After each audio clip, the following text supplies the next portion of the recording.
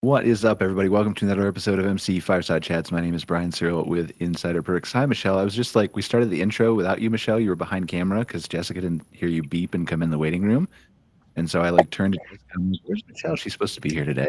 She was like, oh, she's right here. I just didn't toggle the switch on to let her in. So welcome to the That's show. okay.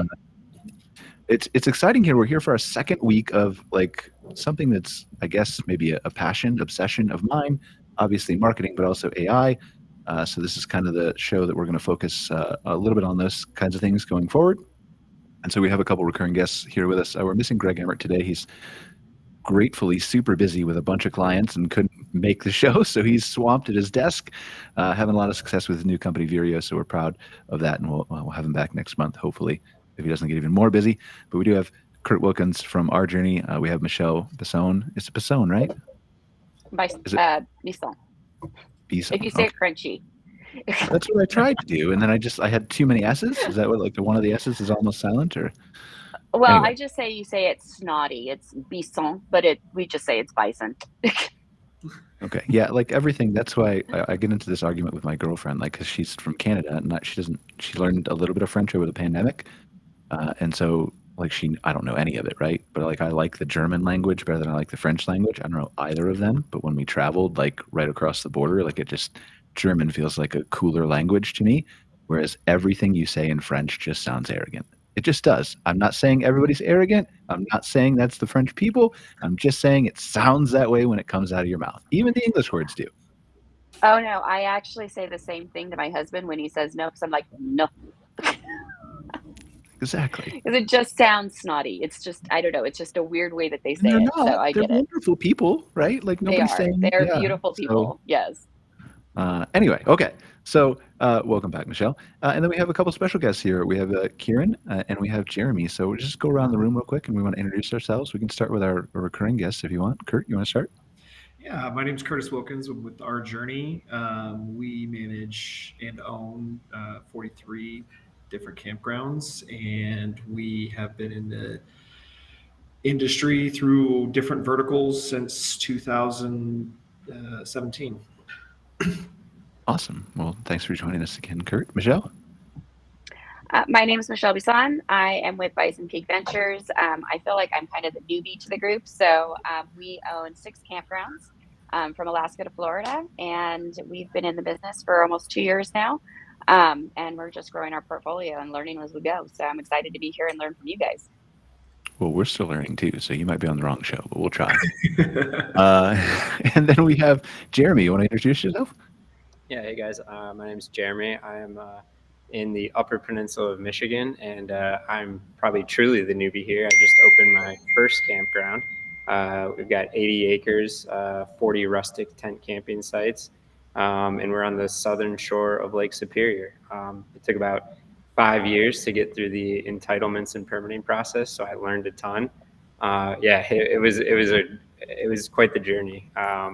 But I'm like already ready for the next one. So too soon, you know? Well, so that's why you're braver than me. I can't ever own a campground. Like I would drive myself shit crazy if I had to go through 5 years of permitting. Yeah. Like I would probably end up in a mental hospital somewhere because I would just want to scream at all the counselors and all the permitting people and all the because I'm the entrepreneur. Like I just want it to be done my way. Like I know best until you prove me wrong or ChatGPT does, right? Like I don't really know best, right? But I think I do. So anyway, but kudos to you. I'm excited to talk about your campground and learn about what you've got going on up there. Kieron? Yeah, my name is Kieron Wilde. I own a company called First Nature. We're a destination management company and tour operator focusing on the West Coast of North America. And I also own a company called Fur Haven, which is a freestanding guest house, kind of like a glamping setup with A-frame cabins in the Columbia River Gorge. And we're the in-house experience provider for a couple of different setups in the Gorge region, including Under Canvas, which you're probably all familiar with, which is just opened up at the end of May out here, and one called Wind Mountain Ranch on the Washington side of the Columbia River Gorge. Awesome. So experiences for glamping providers, and you own your own glamping too. So excited to talk to you about what some of those offerings are. Before we get to kind of the regular thing, like I've got a couple things I want to talk about today. We're going to dive into a little bit about, just because the theme is AI marketing, I want to talk a little bit about the new ChatGPT agent that was released last week. We're going to take a look at a couple brief videos, see what that's all about, talk about how that's going to impact the future is currently impacting the future of marketing and AI. And then a little about Complexity's comment browser that we released too. But is there anything, Mychele or Kurtis, from your question from last week that you feel like we should talk about? Mychele, did you catch any of that? I actually didn't. I was hoping you I did. didn't catch any of it either, Brian. I am so sorry. No, that's okay. Is my mic? Check my mic, Jessica. Like click. That sounds better. Oh, you're back now. Oh, I just cut in and out. Like, can you hear me really deep, or does it sound like I'm far away? It sounds For a perfect second, right now. It was garbled before. Oh, okay. I don't know. Anyway, all right. I was just making sure the right He mic was trying is. out his German. Last week I was at a remote cabin trying to do it from my phone, and I ended up being vertical. And then, but the week before, like I had it was like picking up from my webcam all the way over there. So that's how I was making sure that it was like this nice. But anyway, typically we ask our recurring guests, like, is there anything that came across your desk in the last month or so that you guys feel is important for us to bring up? And then I don't know if you caught it, but we're going to talk a little bit about ChatGPT agent and some of those things and how they're going to impact the camping industry. So anything that's come across your guys' desk? I mean, I feel like we're constantly getting new things across our desk, but I mean, from all kinds of things, from employee issues. Anything you think that might impact the industry, like that kind of thing, right? I'm trying to think. I know, like for us, we're going to start really heavily going into using some of the AI stuff. So I'm excited to talk about that. Okay, very cool. Kurt? The only thing that's really come off of my desk or came across my desk in the last like 3 weeks has been a lot of acquisition news. I've been seeing a lot of consolidation, big deals, and so that's really interesting. But other than that, a lot of the AI news, right? We've kind of talked about in other episodes, but that's ever evolving, and I'm really excited and looking forward to a lot of integrations there.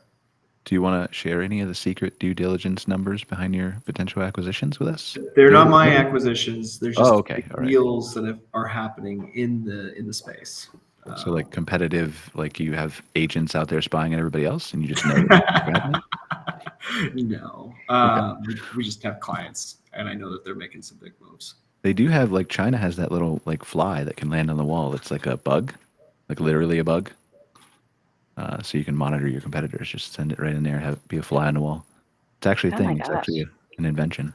So, but interesting. Okay, all right. So let's get to let's briefly talk about our special guests first. I want to make sure we get enough time for them, and then we can dive into a little bit of the agent stuff and the Perplexity browser. So let's start with Jeremy. Jeremy, you said you went through like this 5-year process. So obviously, it's something that was important to you. You're passionate about. How long had you wanted to do it? How did you get in your head that you wanted to start a campground?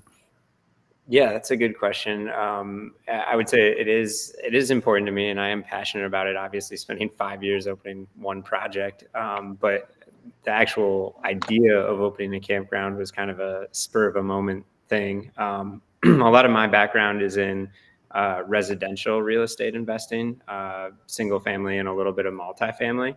And we were talking about this earlier, but I'm in Marquette, Michigan, in the Upper Peninsula, which is pretty tourism heavy.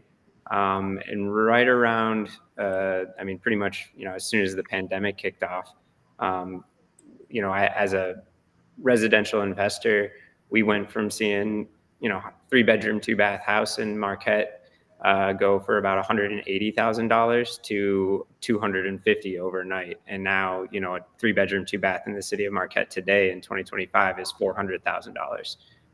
So over 100% increase in a very short amount of time. And, we back in 2020, we kind of came to this point where we're like, man, I don't know if it makes sense for us to be in this residential market right now. The prices just weren't making the math wasn't adding up. And then at the same time, like from a personal perspective, I really didn't like contributing to increased housing and, gentrification of the place I grew up in.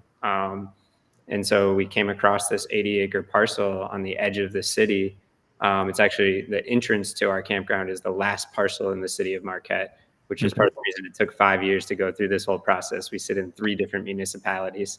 But we came across this 80-acre parcel that would have been impossible to develop housing on. And it just made sense to be a campground. And I thought, like, what a better, cooler way. Like it was this beautiful piece of land that overlooks Lake Superior that nobody had access to. And so I thought, I want to open this up. Even as somebody that grew up there, I had never been up there. So I wanted to open it up to the public, but obviously I had to do it in a financially stable or sustainable way. And then I wanted to diversify my portfolio, if you will, so camping seemed like a fun thing. And on the side, I've worked in the outdoor industry as a guide for probably 15 years. So it was right up my alley along with my 2 partners. So what was your goal? What was or is your goal with Kona Hills Campground? Like, what are you starting with? What are you, like, just RV sites? Are you going to do some glamping? Or are you going to, like, what's your vision for it?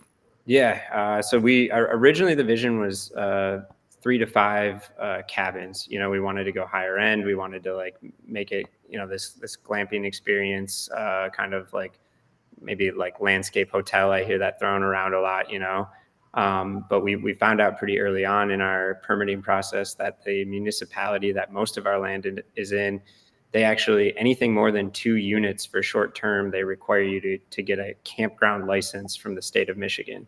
The state of Michigan is one of the few states that actually requires licensing at the state level. And so when we found that out, obviously that kind of changed the economics of the deal. And we ended up saying, let's just get our campground license. And we opened with 40 rustic tent and car camping only spots. We're now going through the process of permitting and raising funds for 7 cabins. 4 of them are below the cliff that we sit on. And then 3 of them are above the cliff with those views of Lake Superior. So as we go on, like the goal is really to continue to develop the property and add additional types of accommodations and amenities, but do it in a way where you're still immersed in nature. And we're not, if you go and look at our Google reviews, almost every one of them mentions, like, I love the privacy. I love that this isn't a parking lot full of RVs. People like being immersed. And so we don't want to take that away. We want to add these accommodations mindfully. So what were some of the things, and I'm just curious, this is sort of about your campground and sort of about your experiences, because we've talked about this on the show previously. When you talk about the target audience that you currently have, tent campers and car campers, there are a lot of people, in my experience in our industry, that are hesitant to welcome less so tent campers, but more so car campers into their RV parks, let's call it, or glamping establishments, right? Because there's a stereotype, and I don't know if it's entirely unjustified, but in the past or currently, there are, I don't want to say a significant number, a portion of people who car camp who are like long-term seasonals that don't take care of their sites. Or they're in every vertical, right? It just happens to, for some reason, be a little bit more visible with car camping and tent camping, or stick out in the minds more of owners. So what has been your experience with that? Because, like, I push back against this with some of our clients. I had a conversation with one earlier this week where they were talking about how, we're hesitant, we want more business, we don't know where to get it from. And I was talking about some of these niche places that you can open up, like allowing 11-year-old rigs instead of 10-year, or allowing, deluxe tents, or, car camping. And she said the same thing to me. And I said, well, like, I mean, go YouTube. Go YouTube and look at the camping in a Tesla Model Y. It has camping mode, and it has an air mattress that Tesla sells. And, like, these are $90,000 cars that people are tent camping in. And so and she's like, oh, I'd love to have those people. Like, of course you would, right? So I'm curious what your thoughts is and your experiences with this.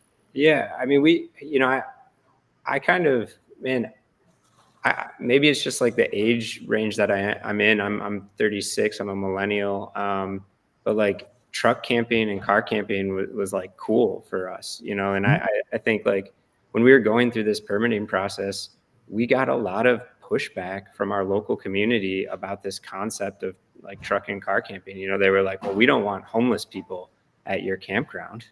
And I'm like, guys, these are $200,000 Sprinter vans we're servicing here. Like, you know, I hear you. Like, everybody's got to be responsible, but like, man, I love it. Like, it's low maintenance, it's low impact on the land. I'm not dealing with a 40-foot RV, and it allows us to be more unique. You know, I mean, our entrance to our campground, like I said, we're 200 feet above Lake Superior.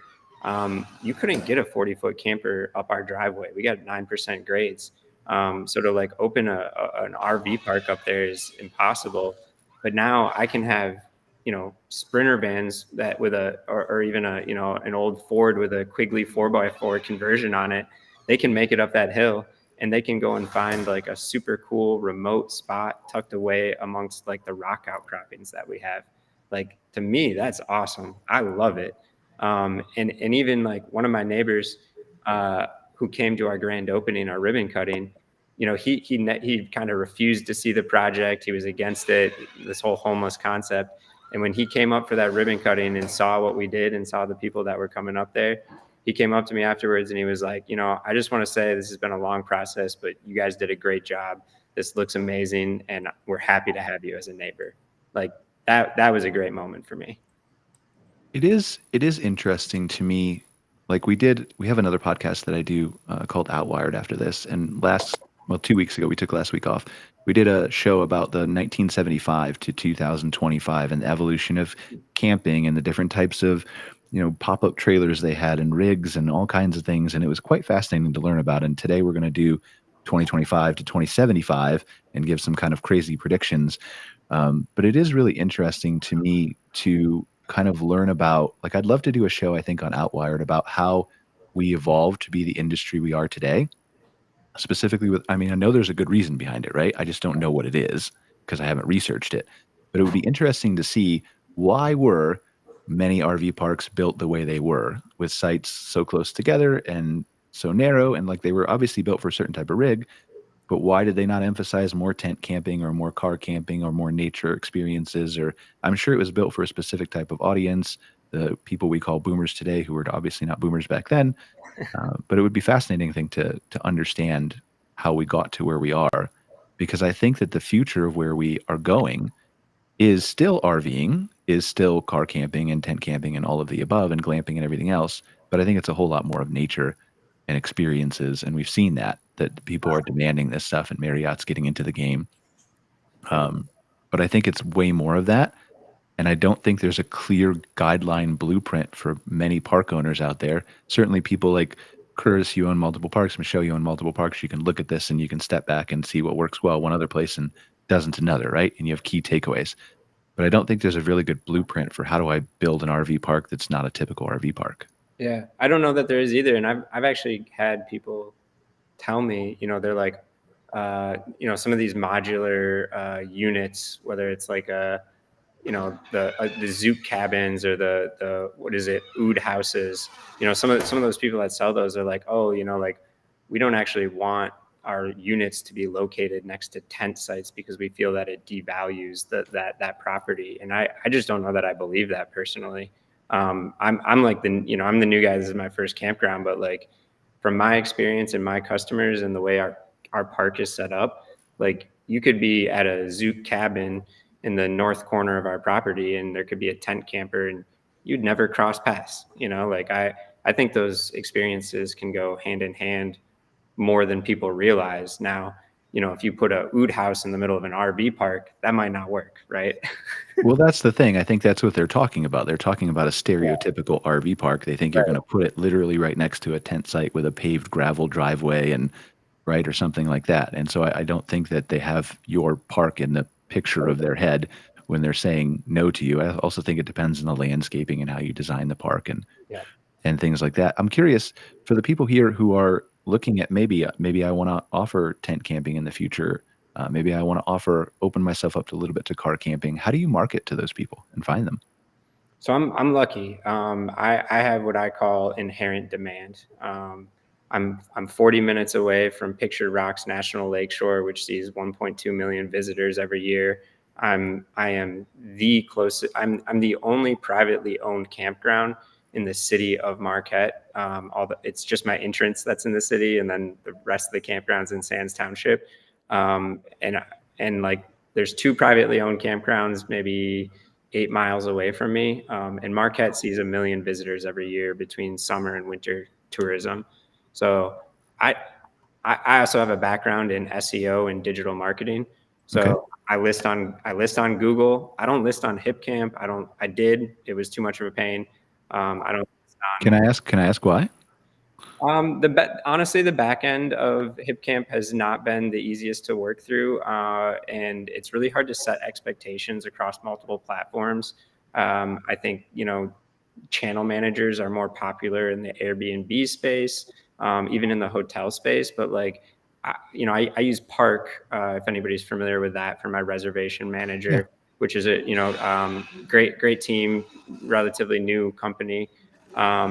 But there's not a lot of channel managers for tent camping, and so there's just too much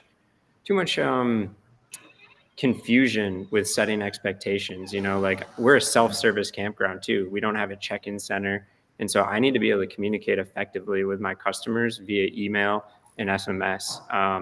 And HipCamp just didn't quite allow for that to happen. So we, after maybe 3 or 4 weeks, we delisted from being able to book on HipCamp and all these other platforms. And I mean, we're 100% direct bookings at this point. So for me, it's just all about making sure I show up when people Google camping near me or camping in Marquette, and then Google reviews. I think now we're up to 36 reviews, and we've got an average rating of 4.9 stars on Google. I'm the only other park that ranks above me has 600 plus reviews, but I'm right behind him. So it's just about visibility. Cool. Thank you. I appreciate. Is there anything we missed talking about that you want to throw in there about Kona Hills? Like, we want you to join the conversation as we keep going along. But yeah, no, I mean, if you haven't been to the UP, I would highly suggest it. It's a lesser known gem. Kieron said he's been there because he grew up in Wisconsin, but not a lot of people make it up there, and I love it, and I'm glad that I get to represent it. Awesome. Well, thanks for being here, Jeremy. And as we can keep going and we talk to a few other, we talk to Kieron and we talk about AI and all the things, like if you have anything to say, please jump in, just ask questions, feel free. Yeah. And I don't mean to discount HipCamp. Great platform. And if you are getting started in tent camping and like I'm in Southeast Wisconsin right now. I stayed at a HipCamp 2 nights ago because guess what? Everything in Southeast Wisconsin is RV parks. And I don't want to stay in an RV park. I wanted privacy. So I booked at a HipCamp, and the HipCamp, most of them down here are 1 to 4 sites. Amazing for that. But when you get scale, like, I'm trying to own my customer relationships. I don't really like dealing with marketplaces and having that intermediary. I want to talk directly to my customers. Yeah, for sure. I mean, I know Alyssa. I've known her for years. It's a great company. And I frequently tell people to list on HipCamp too. Like if you're in a good position like you are, where you already have the built-in demand, it's a little bit of an easier trade-off, right? Totally. But if they're not charging you, like we went through this with a couple sites where people were asking me this, I think last week, where do I list? How much do I pay? All these people want money from me. And my stock answer is without looking at them individually, if they're trying to charge you a monthly fee without guaranteeing they're going to deliver anything, don't do it. But if they're willing to charge you a percentage, then really there's no harm, as long as you are doing, other than the, once in a while the problems like you're talking about that you run into that maybe it isn't a good fit for your park. There really is no harm to putting yourself out there, as long as you're doing your own marketing and still trying to drive your own traffic, because you don't want to pay that 12.5% forever. Yeah. And the person I was talking to didn't have online reservations. So I said, like obviously you need something, but get your camp spot or your new book or your Res Nexus or whatever up. And do that stuff first. So. But yeah, Kieron, how you doing there? Yeah, I'm good. Are you in what are you in right now? You said you're in your van. It's a nice van. It looks like it. I'm in one of our Mercedes. See, I can't even afford a Mercedes. Jeremy probably sees a lot of converted into campers, but this is a passenger van. Kurtis, will you buy me a Mercedes Sprinter van so I can do the show from it? Oh, maybe Brian. Come down to Washington. We'll see what we can find. Kieron, tell us about First Nature Tours. Sure. So yeah, first and foremost, it's industry speak, but we call ourselves a destination management company for the West Coast. So what that kind of means is we package experiences together with accommodation, attractions, all those things and we often sell them to tour operators that are sending people from other places to this destination, especially the Pacific Northwest region of North America, like Alaska down to like San Francisco. And we have our own guides, we have our own sprinter vans, and we're working on our own hospitality component as well. But I've been in the industry for about 18 years now, focusing on the Pacific West. And I saw a need for hospitality components, especially in the Columbia River Gorge, but selling the region at large, where those kind of like opportunity spots exist. So that's kind of why we decided to get into hospitality as well, not just like operator, exciter component, but also like a So how do you end up going? I mean, obviously 18 years is a long time. I've been in business 16 years. Like everybody seems to think I'm an overnight success, but I spent 16 years doing it, and I'm sure you spent 18 years doing it too.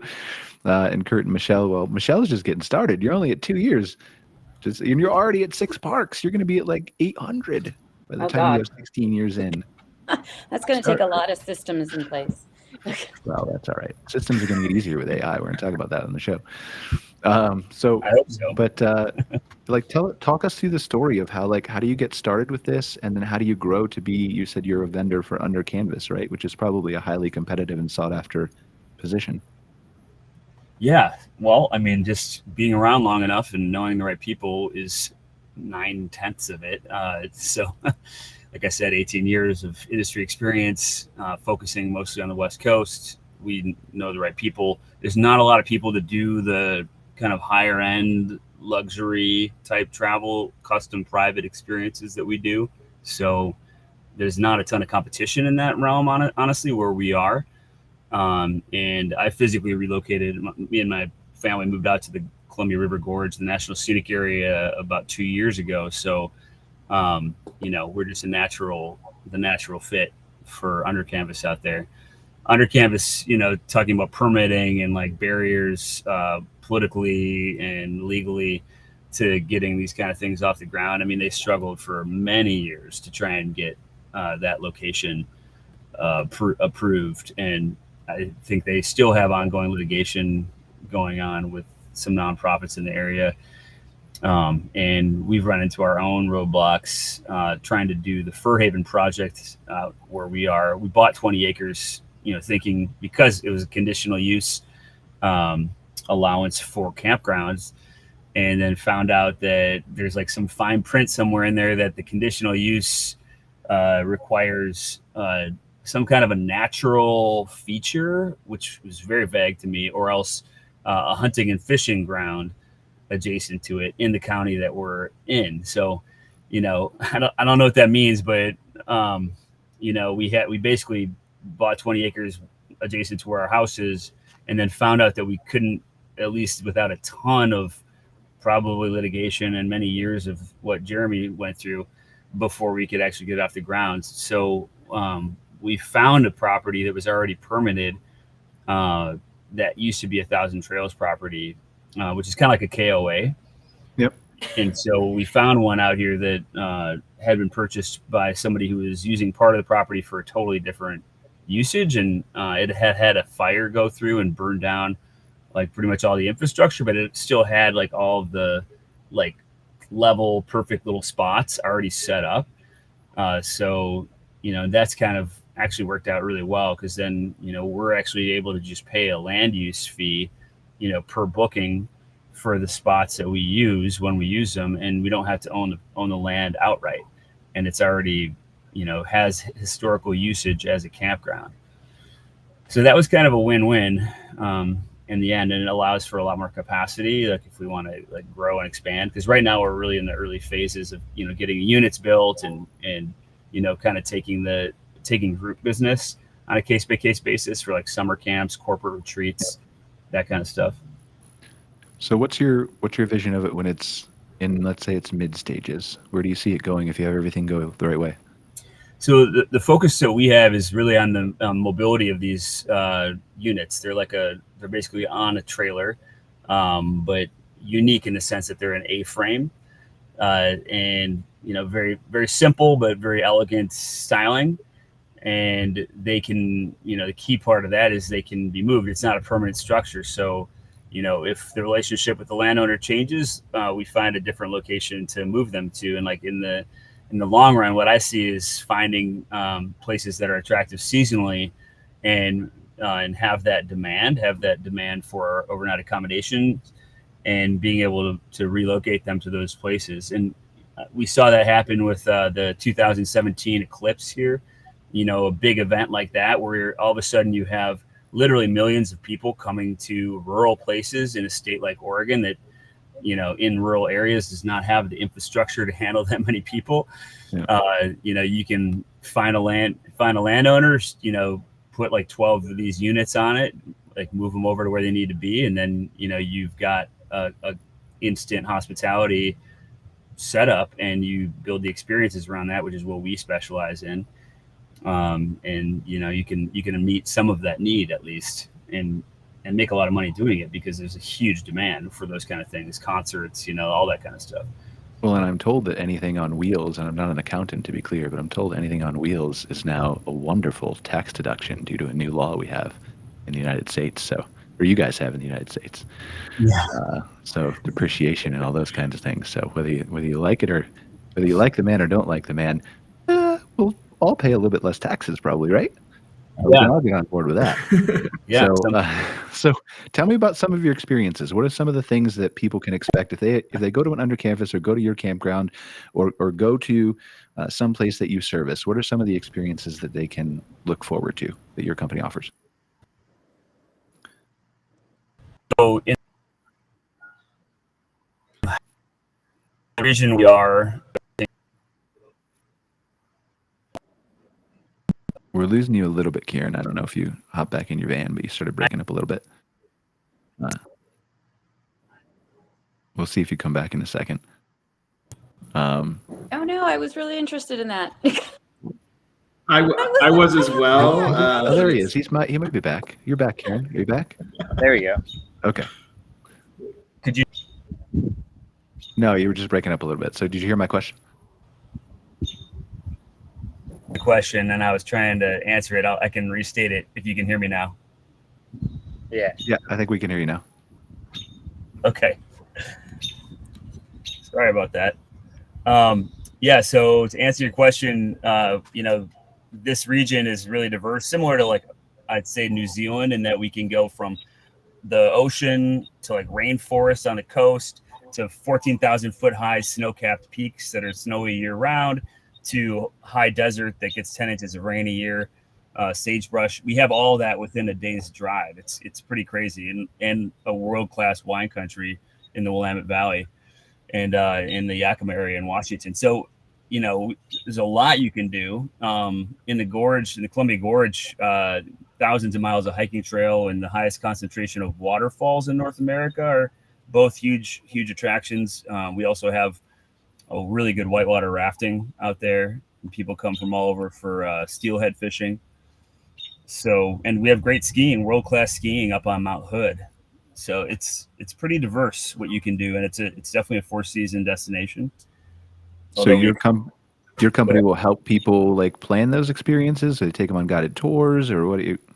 Yes, and yes. Yeah, we handle a lot of B2B, like I said, where we'll actually create tour packages for other tour operators or for travel agents that have kind of VIP client where they want everything very white glove and like touchdown to takeoff, everything handled. We also will do, like, for Under Canvas or some of the other hospitality. We have a partnership with the Ritz-Carlton here in Portland, where we'll do like bespoke packages that they can sell to their guests that are very unique and tailored to their brand. And then corporate events, team building, school groups. I mean, we kind of do it all. We have different divisions that kind of handle different things. So you're obviously targeting the high end, but what do you think, in your words, kind of sets your company apart from the other people who offer experiences? I know you said your market's limited at the high end, but just from an experiential standpoint. It's not necessarily limited to high end, but it is all about the having unique experiences that you can't just easily access on your own. So that's that destination knowledge that we bring to the table. Our team is like highly trained. Our guide quality is, above and beyond pretty much anyone in the region. So we're offering like that really, really high level of knowledge that can take you places that you couldn't find on your own, at least not very easily. And, we also are very committed to sustainability. We won a global award last year for our commitment to regenerative tourism and to promoting like socially conscious events, LGBTQ events around the region. Like, we're really committed to making a positive impact through tourism. And I think that's worth mentioning as well. And probably one of the things that sets us apart the most is that commitment. Mychele and Kurtis, you've both been uncharacteristically quiet, I feel like, for the show. But I want to make a couple questions here. So I'm curious what you think about the experiences overall. Like, if you have questions for Kieron, if you have questions for Jeremy, ask that stuff. But I'm curious, too, what you guys think of the overall. We've talked a lot about on the show, not necessarily with you guys, but about how experiences are the future. And I feel like there's just this huge overlooked opportunity for not all campgrounds, but for a large majority who aren't thinking about how I can go that extra mile to curate the guest experience, whether it's through a company like Kieron or whether it's just through, like we were talking about, somebody adding little store kiosks around the park. So the kids run up there and say, like, Mom, I want the little candy that's behind there. And they see it 10 times during their stay. They're going to get that candy. Yeah. They will by the end of it. So you're going to sell more store items, right? Or the QR code by your pool that they can pull up on their phone and they can order a floaty for their kid who just got in. They're not going to pull them out and go to the store, right? So I feel like there's a lot of missing opportunity there that it sounds like small dollars, but I feel like it adds up to big dollars. I know, like, for me, I have to say that one of the best things that I like about the whole campground industry is that there's so many different things and there's so many different ways and it's so diverse and they all work.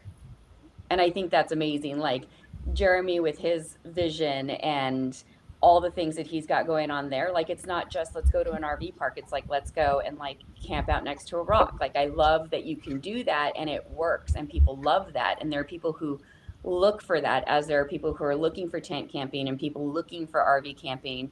And I love the fact that, like Kieron's created this whole experience thing where people can go out and have these full-on experiences, but those things all work within the campground industry. And that's like just why I love this industry so much. I mean, I came from an investor background too. I actually started in single family homes, started with long-term rentals, moved into short-term rentals, then built a luxury resort in Scottsdale, which I'm actually, I still own it. But when I moved into the RV industry, it was, look at all the different avenues that we can go down and we can create all of those experiences, but we can do them in one asset class.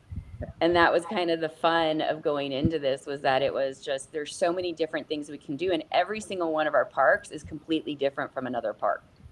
And that I love too. I mean, our Alaska park is literally, it is kind of like a parking lot. But the thing is people don't go there for that park. They go there for the experience of everything that surrounds that park.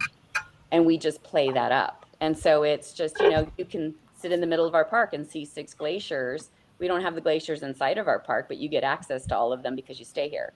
Yeah. Well, you have to have a pretty big park to have a glacier inside it, but right, I know, but it's actually the largest park in Alaska. But it's just, when you look at it, it looks like a parking lot. But how many of those people are there? None of them. They're all out exploring the beauty that is Valdez and like hiking or mountain biking or out fishing for halibut. And so we will actually have the fishermen bring everything back and we'll do fish fries on the campground once a month. And it's just a great experience of all these people creating this community with people they wouldn't know anywhere else. And that is one of the things that I love above like my resort in Scottsdale is I don't know anybody who stays there, but I can tell you about Gene from Iowa who comes and hangs out with me in Branson. Yeah. I kind of skipped over this. I touched on it briefly, but my park is that we see, again, 1.2 million visitors to Pictured Rocks National Lakeshore, which has cruises and tours and all that stuff, and then another million to Marquette. And one of the things that we're working on right now in addition is so the 200 feet above about 7 acres of our property is an old rock quarry that used to go all the way to Lake Superior. And so that rock quarry is a straight 90-degree vertical, 200 feet up and 250 feet wide. And Kieron, you might be familiar with this, but we have in Munising on Pictured Rocks, we have Michigan Ice Fest, which is the largest ice climbing festival in North America, and it's been going on for 25 plus years. Nice. You can only climb. People from all over the world come to climb ice on the Pictured Rocks National Lakeshore for 2 weeks out of the year, and you can only climb it 2 weeks out of the year. And there's been over 25 years. There's this community that has developed, and people want to climb more. And so we now have this cliff that you could climb. You know, it's winter 6 months out of the year in the UP. You could, instead of 2 weeks, you could be climbing for 6 months, and we could be artificially farming ice. So when you look at like a Sandstone, Minnesota, you look at an Ouray, Colorado, you look at Peabody's down in Lower Michigan, where they're farming ice on a telephone pole. Like, those are the types of experiences that we want to curate going forward.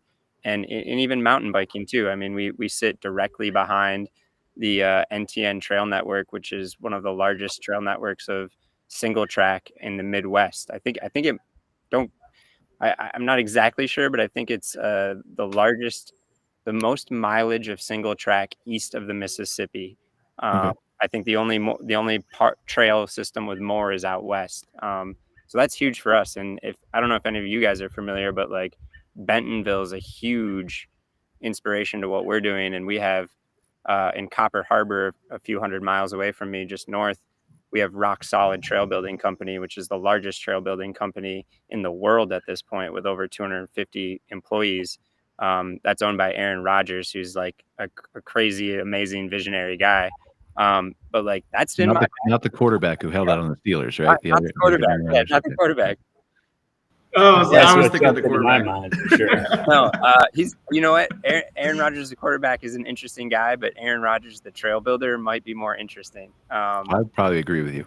Yeah, look up Rock Solid if you guys haven't heard of it. But like, that's the stuff that gets me excited in the long run, is being able to like offer rock climbing in the summer, ice climbing in the winter, single track all year round, fat tire biking in the winter. Like, I can't wait for that stuff, you know?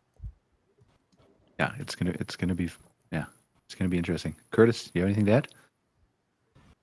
Well, I wanted to just kind of piggyback one on Kieron. I love another Pacific Northwest guy getting on the show.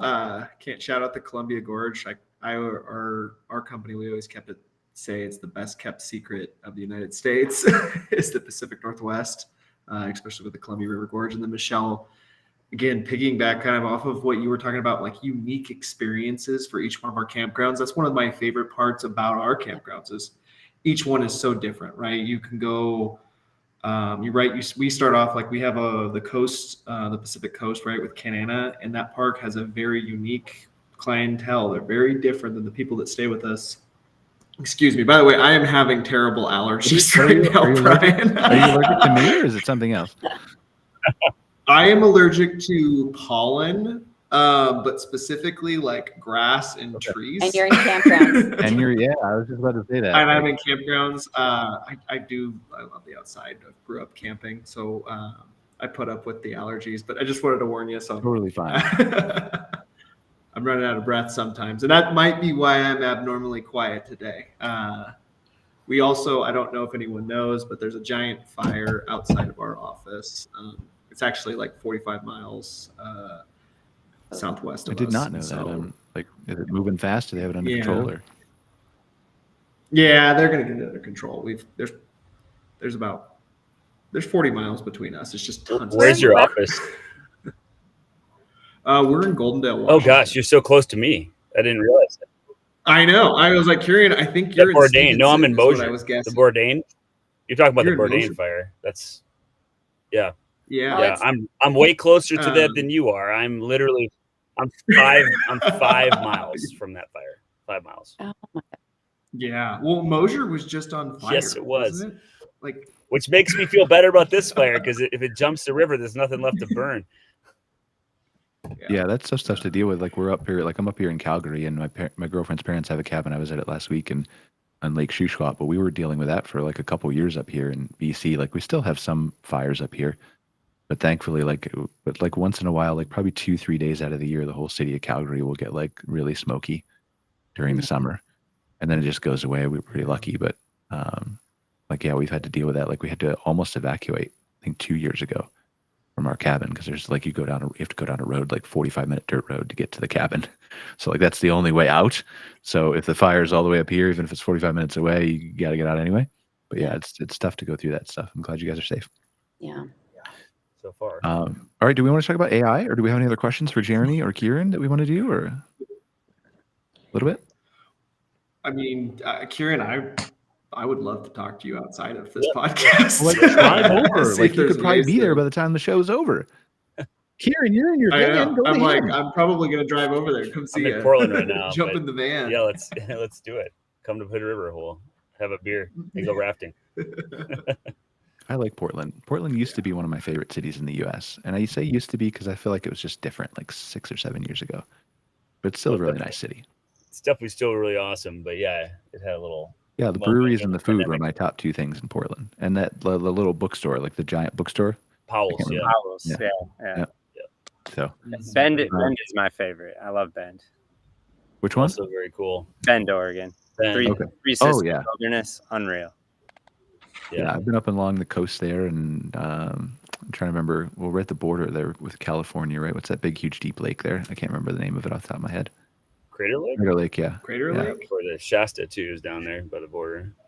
Yep. Yeah, there's a ton of beautiful places. I'd love to get there more. But, like, I also am super spoiled and 45 minutes from Banff, so there's a lot of competition for my attention up here. So I'll try to get down there. Canada. You have plenty of nature on your side of the border. I want to come up there and see some stuff. Yeah, we've got we're definitely spoiled up here. So all right, let's talk about AI for a second. Last 13 minutes of the show. Jessica, there's a couple of videos that I have. We probably won't get to all of them. I want to start with let's start with the research one. Do the research one instead of the intro. Hopefully it will be okay. This is ChatGPT Agent. This is, you have to share your screen. And then they released this last Wednesday. OpenAI announced this. So like before we play this, and you can hit share, but before we play this, I just want to set the preface by saying, like, for those of you who don't know what an agent is something that can basically take action on your computer and do something using a tool. So like send an email or check your calendar or book an appointment or like search for something without you telling it every step of the way to do that certain thing, to follow up, to do more. And these have been out for the geeks like me who play with AI. These have been around for 2 years probably. They've gotten significantly better. But this, as far as last week, was the first time that ChatGPT or another company really fully dumped this on probably tens of millions of people. I don't think it's available on their free subscription, but it's available, I think, on the $20 a month Pro Teams plans, and then it's available on like the one that I pay for. That's like $200 a month or whatever. It's limited in use right now, but this is where our future is going. So let me play this, and then we'll talk about it a little bit. So we have been on this journey of like not just improving our models, but the tools the model can use, and it's kind of like a symbiosis of some kind. Like, the better the tools are, the better the agent can use it. The better the agent is, the more powerful tool it can use, and it like goes on and on. I'm Devashish. I'm an engineer, and I work on the product team in OpenAI. People in their daily lives, at work or in like personal life, they use like a variety of tools, and we are just training the model to take advantage of all of these things. And you're just giving the agent as much power as possible. Today, I asked agent to book me an itinerary to go to a tennis tournament in like Palm Springs next year. Find me an itinerary that works around the semifinals, because that's going to be really exciting. And the agent is basically going to give me like a detailed itinerary of like how much it's going to cost, what activities we should be doing at every part of the day. And in order to give it additional spin, we also asked it to like look at my calendar and figure out like what flight times would work for me. My dream has come true. I just tell it what to do, and then I can walk away. First thing the model has to do is like figure out like which tools does it need. It'll bring up the visual browser. I use connectors to connect my personal data. So I give agent access to my Gmail and my Google Calendar so that it can access that data. Then the first thing that it needs to do is actually figure out what the tournament dates are. Like, when am I available? How much would it cost? Where am I going to eat? And when can I get the tickets? And it just like goes through this process for all 3 days of my itinerary. When the agent is ready, it'll send you a notification on your phone or on your laptop and you can check what the agent has done, review it. It did pretty well. It figured out essentially that the tournament is basically happening from like March 12th to March 15th. Then it figured out that my meetings on March 12th end at like 4:30, and it takes about an hour to go from here to SFO because of the traffic. So it figured out like what time of flights actually work for me. And then it figured out basically like which hotel I'm gonna stay at, when I'm attending the matches, and where should I be eating. Everybody has like some sort of like uninteresting parts of the job, like researching, looking here, doing this. You just want to get to the thing. And Agent lets me do that. Okay, thanks, Jay. So like, I think it's important for us to say like, and maybe this looks cool to you, maybe this looks scary to you, depending on who you are and whether you're watching or on our panel of guests here. Like, this is just the beginning. This is the baby step, right? Like right now, what you're seeing is it like you can connect your Google Calendar, you can connect your Gmail. There's a bunch of other connectors in there like HubSpot and things like that. And it will use those and take action on your behalf to, like you said, close the laptop, go away, come back. All the things are done for you. And yes, you could lightly research prices before. You could lightly have it go and think of itineraries, but you couldn't have it compare that to your calendar. You couldn't have it go through prices in real time. And the next easy step of that logically is to completely book the whole thing for you. Right. And the only thing that's stopping that in this OpenAI case is that it's doing everything in the cloud. And so then you have to deal with security of your credit cards and all those kinds of things. But where that's going to change is what I'm going to show you right now. Jessica, go to Perplexity's comment and play that real quick, and then we'll talk about it. That one, yep. And so Google's coming out with tools like this. And then OpenAI is rumored to come out with a tool like this, and this is available now to, well, we'll talk about who it's available to in a second, but.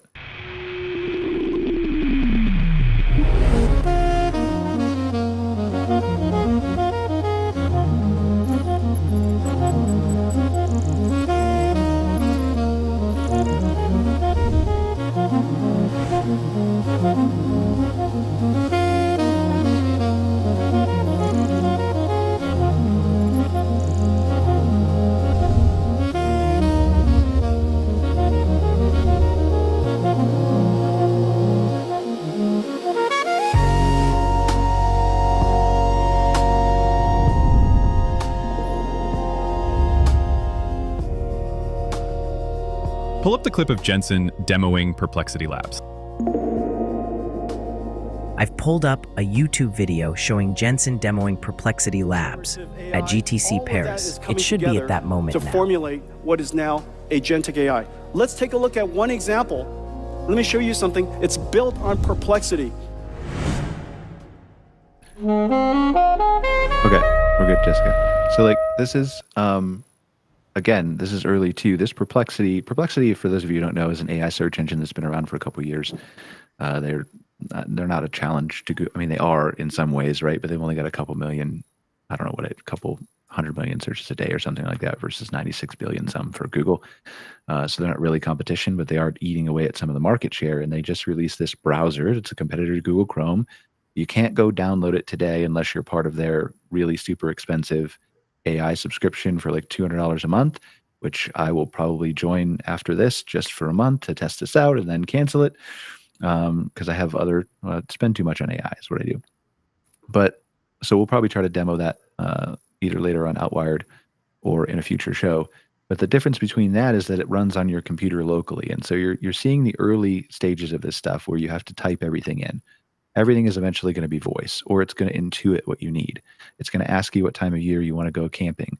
It's going to prompt you to say in February, like what time, or it's time to book your annual camping trip. Where do you think you want to go? Here's some suggestions I have for you based on what you liked before or what Google reviews you left. Jeremy was talking about, right? I know what you like and don't like because I have access to all this stuff. This is moving along at a speed and pace that like I have a hard time keeping up with. And it's going to be really interesting to start to think how this is going to impact the broader campground industry as a whole, because while we could take this in multiple different paths, the clear thing that you're looking at right now is a non-human entity browsing your website and making decisions based on your website and its content with a human being never setting eyes on it. And then that human being is getting a summary of what that agent read and that agent consumed and that agent understood. And then the human being is deciding based on that agent summary and not your website copy and not your agonizing, carefully crafted CTA button that you spent 2 weeks going back and forth with the marketing department about, right? And all this is changing and all of it's flattening. And I think it's just really interesting. So does anybody have any thoughts on that?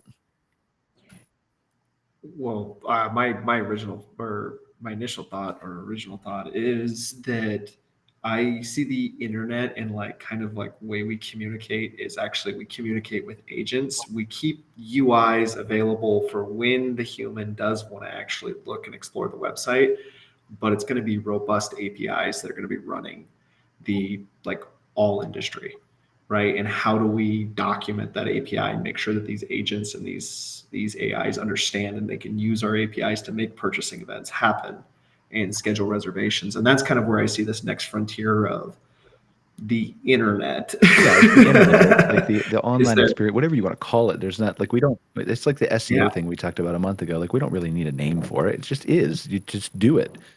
As you do good SEO, like Jeremy was talking about, or you do good marketing, right? It's just something that you do. But yeah, I think it's amusing. It's amusing to me sometimes, and this goes to all technology and all facets of things, but specifically with AI right now is what we're talking about. It's interesting to me how it's only been really a good solid 20, 30 years since we've probably closer to 30. I guess we're in 2025. It keeps getting closer. A year passes every year. So good solid 30 years since we've really been using the internet to its capabilities, right? To browse websites, to do e-commerce, to learn things, to do social media, to do whatever. And people don't realize that websites kind of suck. They do. The reason that you agonize so much over the design of your website and the navigation and have it always be at the top and you can't hide it under a hamburger menu on desktop and you can't put your logo here because that might look bad or it might confuse. It's all about not confusing the customer. They're used to seeing the menu up there, so you have to do it that way. They're used to seeing a header image and having their attention grabbed, so you got to do it that way. And so all of this stuff has been designed and I hate to use the word dumbed down, but it has been dumbed down for the general consumer. Not that they need it dumbed down, but that every website is different. You have to make sure the CTAs are in the right place, that their eyes are going to the right place. And all that's about to change. Eventually it will go to APIs, Kurtis. But all that's going to be changed, and human beings are going to be better for it. We're going to find more information. We're going to discover more things. We're going to have easier booking experiences. And it's just going to be the way the internet works. And everybody thinks it's impossible because that's all they've ever known. But they forget that 25 years ago, Jeff Bezos was in a garage packing books. This stuff moves fast. Well, sorry, I was going to say that, Michelle. I use AI in a different capacity where it's not for my campgrounds at this moment, but I use it more for my investor side. So I'm actually a partner in a prop AI business that we can actually use it, and it will cold call and make warm leads for people to sell us properties. And what it does is it actually talks to you. We call her Jen, but you would think that it's me on the phone. Yeah. And it answers in real time, and it's literally an AI that's almost created to be with, it has the investor information, but it calls you, has a whole conversation with you, and it can make 3,000 calls in a second. And so it's the way that things are moving. And so when I'm using it on that side of my life, I've been demoing this one AI system called Manus that does what that was just talking about, where you put in the information and say, I want to go on a trip to London, stay in the Ritz-Carlton. I need extra pillows on the bed. I need a chauffeured car at the hotel. I need the guy's name to be Greg. You can tell it whatever you want, and it will book the entire thing for you. Yeah, let's be clear. Manus is the Chinese company. I've had a subscription to that for a long time. Manus is far more advanced than OpenAI's agent is right now. Yeah. So it's been it's been an experience to kind of understand how that all works and to see where everything is moving to, because that's what we're doing. And I can see when we're on Facebook and I see the people in the, mom and pop campground owners, they're like, well, I know it was an AI that called me and I just hung up the phone. And it's well, this is where we're moving. And you kind of have to start I'm not saying that you have to like jump on board right away, but you're going to have to start embracing these things, just as we did the internet way back when, and we don't take the phone calls as much anymore, or, you know, like it's bridging that. Yeah. Before you Mychele, go, Kurt, let me wanna just say, spin like, on it's been an hour, so I just want to say if anybody has a hard stop and they need to go, please just like we appreciate you having here. Please feel free to drop off. You don't have to hang out with us, but we're just going to keep going until the conversation kind of wraps. I have a couple minutes left.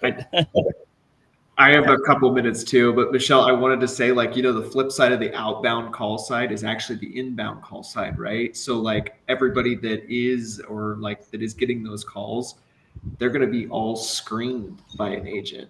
Yeah. I love that idea. So we get a lot of calls that right? are And not so like converted, you know, and it's such a waste of time.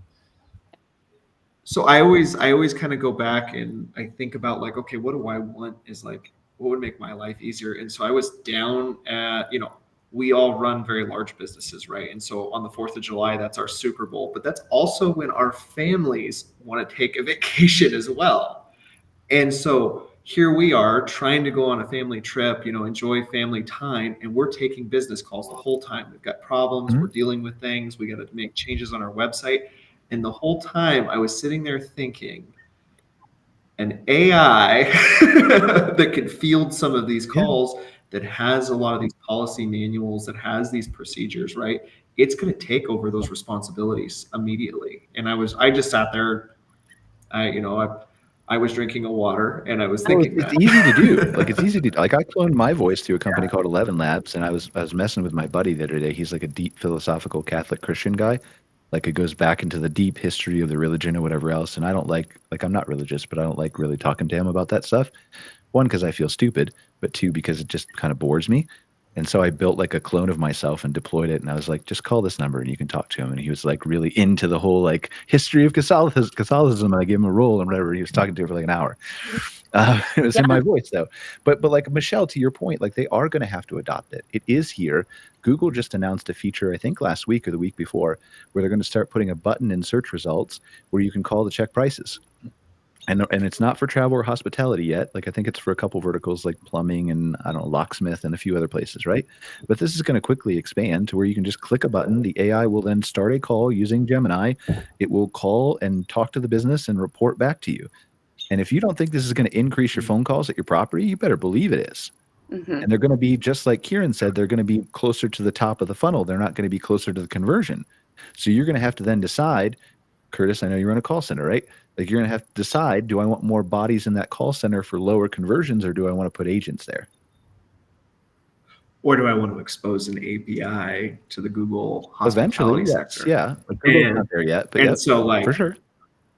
And like, right, what the hotels are doing. And I think like that exposing those APIs in our sector will get that.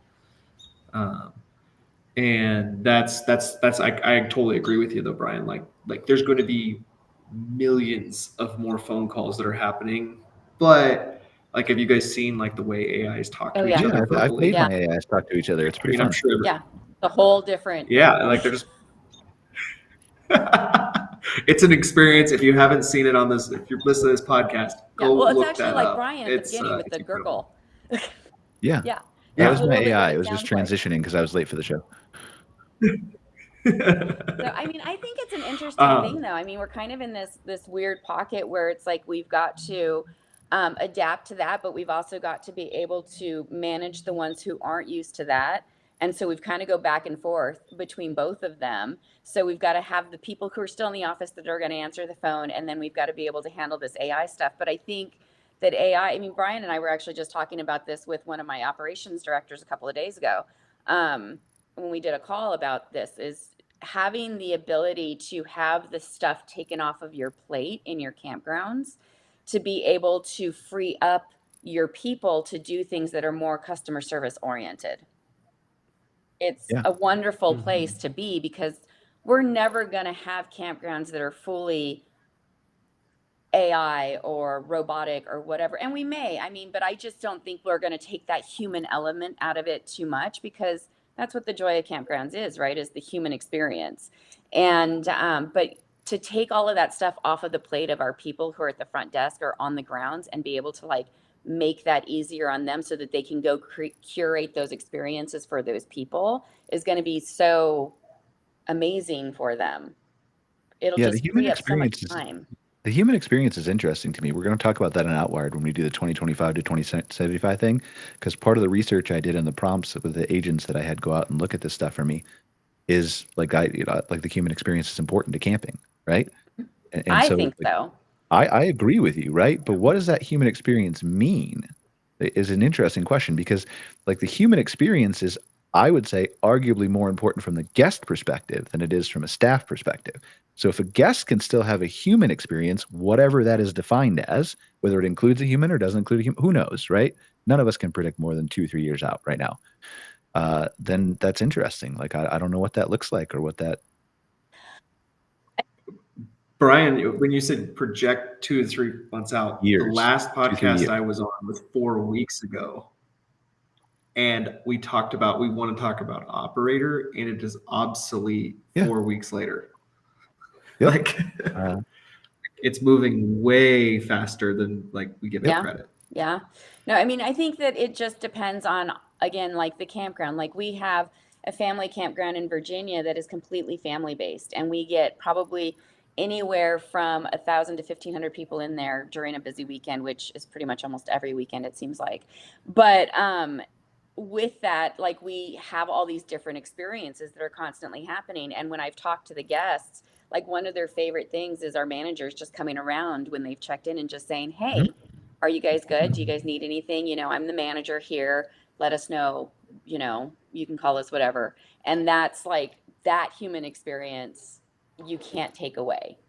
You know, I'm just like going to from play that devil's advocate. I'm going to play devil's advocate. I'm not going to say I don't believe this, what's going to come out of my mouth, right? Okay. But imagine then a cute little robot that goes around to every site and asks, is there anything I can do for you? And they're like, yeah, I'd love an ice cream cone. Okay, and it opens up its head and makes an ice cream cone. That's better than a human. I don't think that experience, I think that experience will happen. I don't think it'll fly in every campground. Does that make sense? No. Oh, no. And again, I'm not saying I believe it. I think but I do think that there are going to be places where people go for just that experience. Yeah, like the Tesla diner that just opened up. Yes. Yeah, for sure. Yeah, and again, I'm just playing devil's advocate. I agree with you. I think there has to be some kind of human experience from our side, from the owner's side, that's still involved. And that's probably the one thing that I think would probably survive longer than anything else, is the person walking around and just being sociable. Yeah. But I also think that everything goes in phases, like everything throughout life. Like as you're going through, you realize that, okay, you know, this is really cool and it's innovative and everybody's on board with it.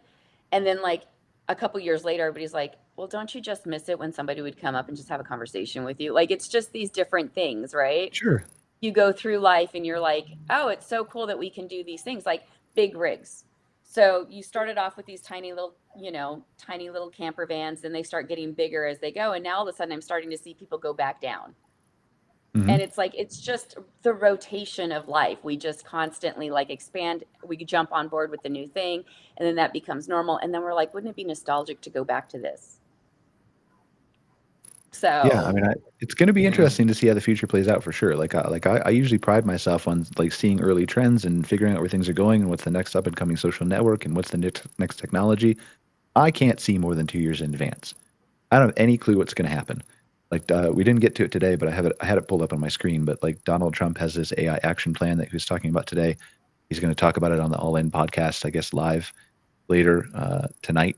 So he's got like an action plan where he's going to try to, apparently like the whole big headline was lower regulations on AI companies, which is I think good and maybe bad, but it is what it is, right? Like we're not going to stop the race with China. That's a whole other discussion we can get into at another date and time. But I think it depends on which side of the AI you're on. Yeah, I totally agree with that statement right there. Like, you know, I don't think anyone here wears tinfoil hats and is thinking Skynet, but at the same time, we should put in strong regulation against Skynet. Well, we should, but that's and again, like, I don't want to go down a rabbit hole. I know we're already over a few minutes, right? But that's the problem is that existential race between the U.S. and China. If we decide to regulate it, China doesn't regulate it. Like, you're going to get to the point where you get to, and this sounds crazy, I've said it before, I think publicly, and people look at me like I do have a tinfoil hat on. You're going to get to the point where China develops a super intelligence first, or we develop a super intelligence first, and then the US is like, do I really want China to be able to get a super intelligence too? I'll just turn off their power. And that's literally what's going to be, right? That's what's going to happen. That's what's in danger of happening. Or the general on the Chinese side will give the missiles control to the AI, right? Which is your Skynet scenario. And then the US is like, well, we're a little bit smarter. We don't want to give control of our missiles, but you're not going to be able to defend against an AI that controls the missiles. So then you're going to have to do it too. And then, right? Yeah, no, I always have that like whole situation play. Oh, I come from a military family, so you don't have to worry about Skynet. Like it's the same thing as us and ants, right? Like we don't like ants in our house, but we don't get so angry at ants that we go and try to kill every ant in the entire world. We're going to be like, and this is tinfoil hat again, right? You wait and see how well this ages. We're going to be insignificant to AI. It will not matter. The pollution that we try to put in the oceans, it will just clean up in 10 seconds with technology that it's invented. Yeah. I mean, and that's, it's the truth. It's where we're going. And it's just, we keep moving faster and faster. And as it's developing, it starts to move even faster because then it starts just helping the development and we're just consistently going. And that's what Zuckerberg, sorry, I didn't interrupt you. We were just lagging. Go ahead, please finish. Oh, I was going to say, so we're either the leaders in it or we're falling behind, and you never want to be the ones who are falling behind because then you can't control it. Yeah, all you have to do is look at this. Look at Zuckerberg giving $100 million paychecks to people to steal them from Gemini and OpenAI, buying Scale AI or, buying a stake in it, whatever, really bought it for like $16 billion, I think, or something like that. All these companies are signing contracts for powers and data centers in the tens and the hundreds of billions of dollars. Google and Meta, and I don't know what Apple's doing. God rest if you're invested in their stock, you should sell it now. But all you have to do is look at the numbers that are being spent. This is not a guess. Mm-hmm. These companies know exactly what they're doing. They're wagering the entire future of their companies on this technology, and it's moving very fast. And they're beholden to quarterly reports, and they're doing this. Yeah. So, well, I mean, that's the thing is that it's just, I just went through this whole thing where I was talking to, Chat GPT, and I was like, because at the end of the day, Google and all those things, it's great, but you're going to have to be able to pop up in your chat. Like, what's the best campground in this area? It needs to pop up in chat. Like, we've got to start focusing on getting those, and you're either ahead of the game or you're behind it. And so I'm starting to figure out okay, well, how do I pop up in chat? How do I get recognized as this in chat? How does I have an answer for you? You can just call me, Mychele. I know we had that conversation. Yeah. So now we're working on the back end stuff going, okay, what do we need to put where? So, I mean, but that's the thing is that's what you have to do. And now that we're moving into this new age, a lot of people are behind the ball already on it. I mean, I'm behind the ball. I'm behind the ball on it. It's literally how fast it's moving. Yeah. Everybody looks at me like I'm 10 years ahead of them. I probably am, but I'm still 20 years behind where I need to be. Well, you're 10 years ahead of me, but so that leaves me 50 years behind everybody else or where I need to be. So, but it's a learning process, and, at least we're starting to jump on board. I mean, that's where I find it so hard with some of the mom and pops who are well, we're not booking. And I'm like, it's because you're not doing the right things and you're not putting the right websites in place, and you're not making sure that you're showing up in these chat situations, and you're not putting yourself out there, and you're not, I mean, as crazy as it sounds, on social media. Yeah.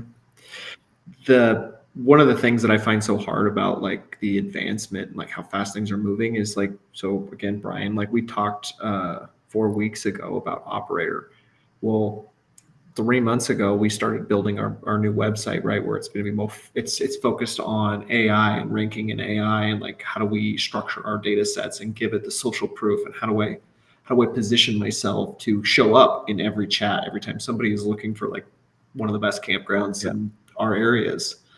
And Operator is obsolete 4 weeks later. And so we were building towards that. And we're okay, so now we're building toward, and a lot of what we did, right? The foundation still sounds good, but that's obsolete. And so that's it's hard to stay up on it. So Brian, that's that was the struggle with us, right? For our marketing clients, I spent a year and a half coming together with a plan, and I had to wait to see what Google did at their I/O in May. but we had to come up with a plan that was balancing, like somebody talked about the human side of this thing, right? Like the humans are still browsing the websites right now. They are. And so you still need to balance the look and the feel for them and optimize the conversion path to them so that they're making a booking, but also you need to do the thing for robots. And so like it took us a long time, but we came up with like, we have master SEO plans we're giving our clients now that say like, here's what you need to build. Here's what we're going to build. Here's the pages. Here's the content. Here's the text. We know exactly what it is. Like, this is it. Like, just approve it. And we're going to give it to our devs and we're going to go to town.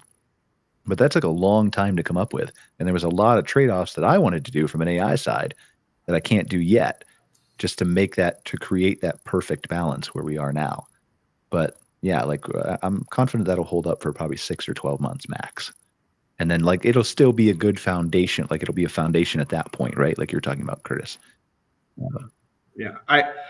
I don't know if you're a firm believer in 2027, but that's what the math says. Is that so sometime in August 2027, that's when AI crosses over and it's now smarter than us. I mean, it's already smarter than me. I was going to say, I feel like it's smarter than me. I know. Half Like, the time I plug things in there, no, sorry, let me like, rephrase how that. do I do this? And it's like pops up with this formula and I'm like, cool. Okay, we're good.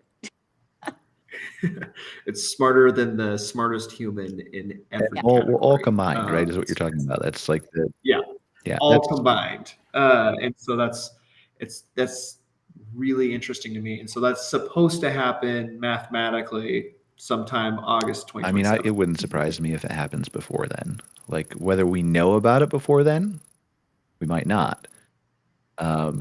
But it's coming really, really fast, and I don't know what this world's going to look like, but I know that you better pay attention to it. It's not optional anymore. Well, and I think, that plays into all kinds of things. It's just, like where a job's going to be, where are people going to be working? Like, how is this all going to come together? It's just, there's so many up in the air questions, like just from a broad perspective, not just from a campground perspective, but it's. Oh yeah. I mean, it's everything. Nobody understands, like nobody knows. Like I think 95% of jobs are going away. I think so too. There's my tinfoil hat, right? Right. But nobody wants to talk about this. Nobody in government is talking about this. Nobody's talking about this. Like there are people in my circles in the AI world who are talking about this, but nobody wants to say it publicly because it scares people and it gets people nervous. Yeah. Like we have to talk about this or otherwise it's going to be even worse. Everybody's just going to go on vacation, Brian. They're all going to eventually they will, but that's a good thing, right? But we have to get over this. Like it's going to be 5 to 10 years. Yeah. Like it's going to be 5 to 10 years of really painful, like the wealth gap is going to grow even bigger. I 100% agree with that. It's going to get wider, and it's definitely something that as I'm watching everything, like even the other day I saw a robot that does massages, and apparently it does it better than humans. Like you can program it completely to do everything, and it's all run off of like, I don't know, but it was amazing. And I was like, well, there you go. There's another job that's going to go. Like, it's crazy how much all of this is changing and how fast.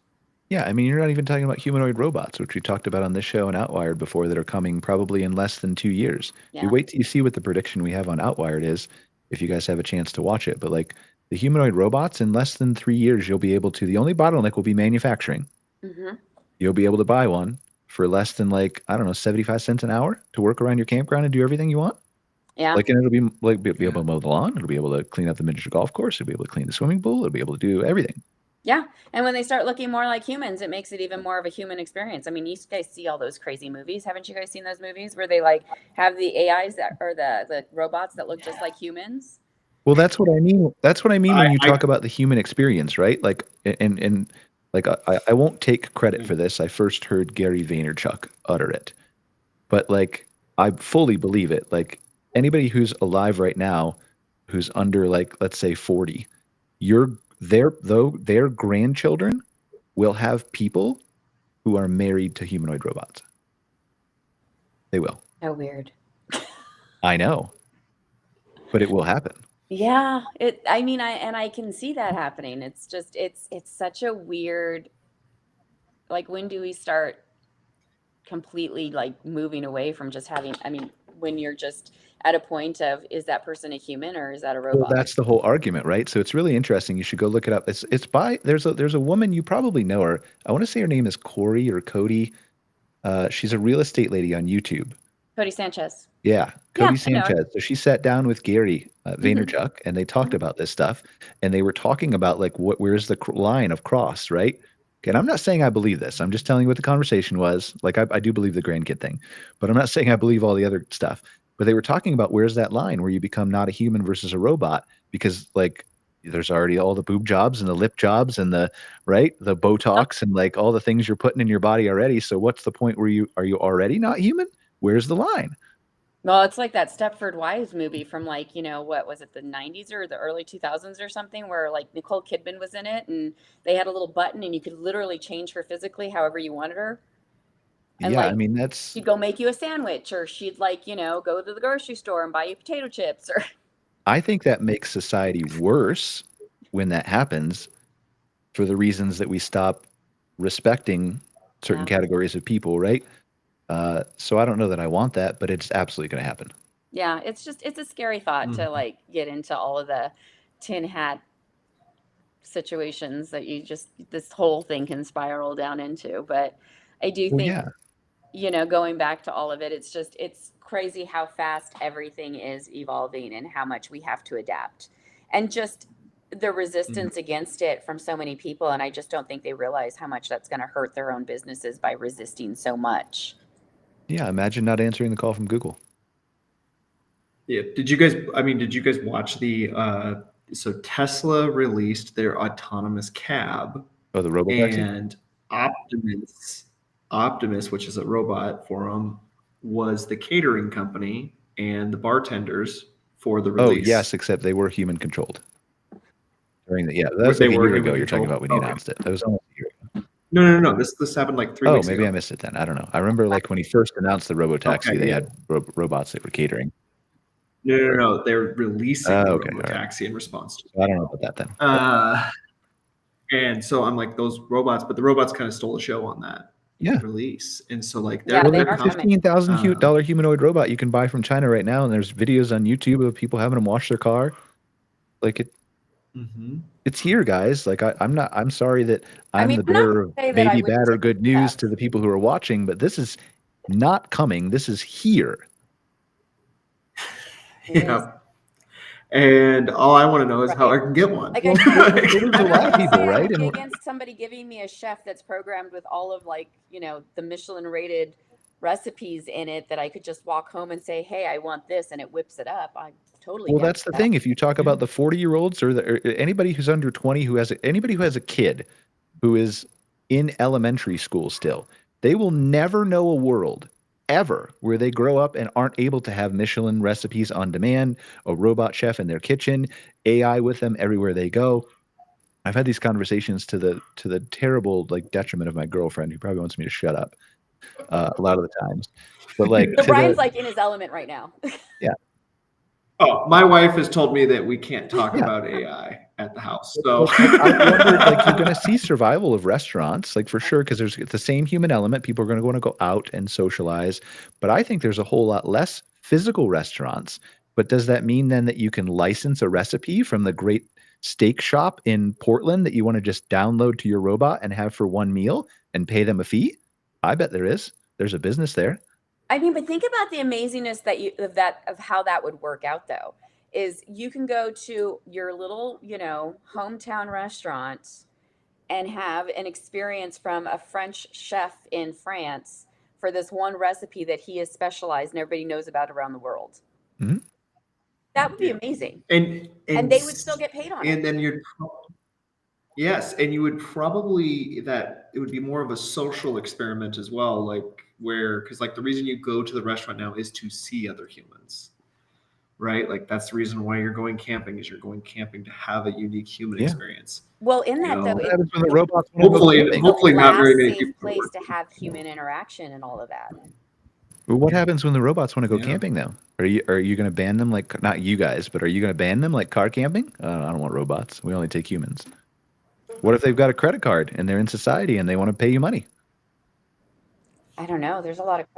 That's an interesting question, Brian. Oh, you're putting me on the spot. I haven't even thought about that. Anyway, we should probably go. It's one. Yeah. I actually have a hard stop here in 5 minutes. You had a hard stop 20 minutes ago, man. Nobody believes you anymore. I bumped it. They said they were okay. I was really enjoying the AI conversation. All right. Well, any final thoughts, Mychele or Kurtis? No, I mean, this was all great. Like, we're going to have to continue this conversation on the next one. I know. It'll probably be obsolete by the time we get to the next one, Mychele. I'm only every 4 weeks. Honestly, that's probably true because by that time we're going to be talking about, hey, did you guys see this new robot in a campground? Well, GPT-5 might be out by that time, so it's supposed to come out in the next few weeks, is the rumor. So we'll see. All right. And they already have a model that beat the Math Olympiad.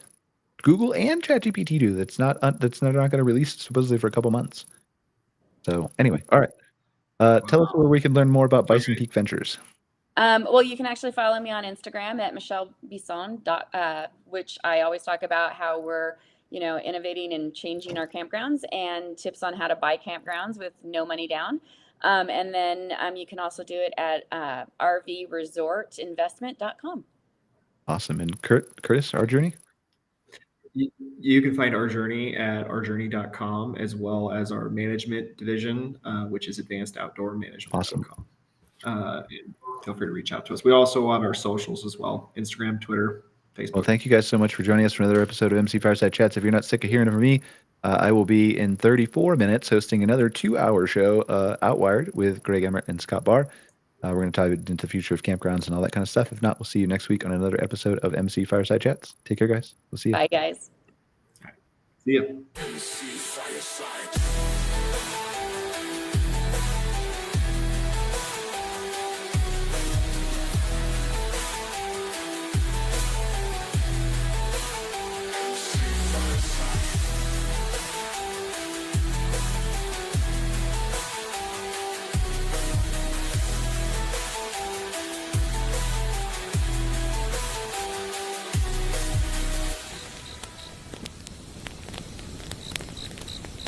MC Fireside.